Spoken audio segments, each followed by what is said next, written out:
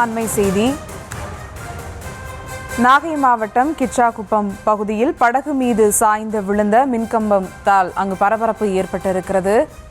நாகை மாவட்டம் கிச்சாங்குப்பம் பகுதியில் படகு மீது மின்கம்பம் சாய்ந்ததால் அங்கு பரபரப்பு ஏற்பட்டிருக்கிறது. பலத்த காற்று வீசிய நிலையில் மின்கம்பம் சாய்ந்து விழுந்து படகு சேதமான காட்சிகளும் வெளியாகி இருக்கிறது.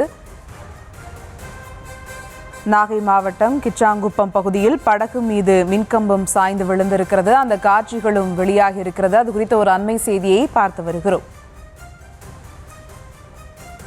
பலத்த காற்று வீசி வருவதால் மீனவர்கள் யாரும் கடலுக்கு செல்ல வேண்டாம் என அறிவுறுத்தப்பட்டிருக்கிறது. பலத்த காற்று வீசிய நிலையில் மின்கம்பம் சாய்ந்து விழுந்து படகு சேதமான காட்சிகளும் வெளியாகி இருக்கிறது. அந்த காட்சிகளையும் தற்போது பார்த்து வருகிறோம்.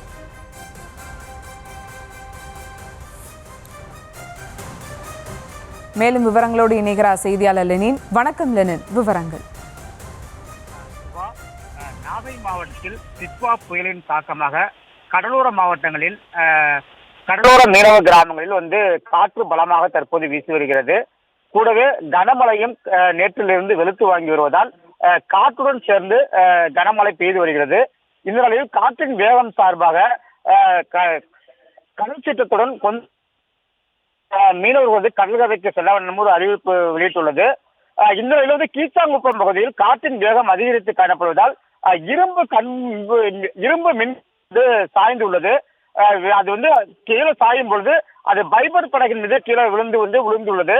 அந்த மின்கம்பம் இரும்பு மின்கம்பம் சாய்ந்ததுல அந்த பைபர் காட்சிகள் தற்போது வீடியோவாக வெளியே உள்ளது.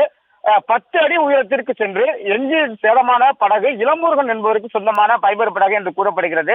அந்த காட்சி இப்பொழுது வெளியாகியுள்ளது. மீனவ கிராமங்களில் கடுமையான காற்று வீசி வருவதால் அங்குள்ள மீனவர்கள் பாதுகாப்பாக இருக்க வேண்டும் என்று மாவட்ட நிர்வாக சார்பு ஒரு அறிவுறுத்தல் வெளியிட்டிருக்கிறார்கள். தற்போது அந்த மின்கம்பம் சாய்ந்து படகு சேதமான காட்சி தற்போது வெளியாகியுள்ளது. சுபா, விவரங்களுக்கு நன்றி லெனின்.